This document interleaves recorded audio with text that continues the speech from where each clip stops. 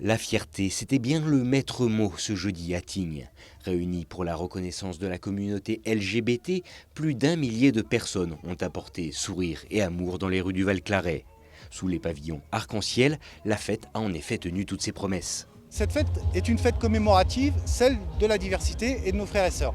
Et puis ensuite militante parce qu'on porte des idées, les idées d'égalité, les idées d'inclusivité, les idées d'avoir une société où on peut tous et toutes vivre libres, comme on est, sans être jugé, sans être discriminé, sans être agressé.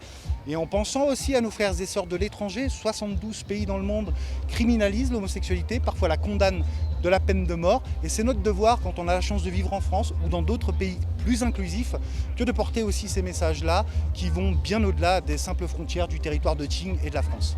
Véritable symbole de l'ouverture d'esprit, le rassemblement a également été l'occasion de détruire le mur de la haine.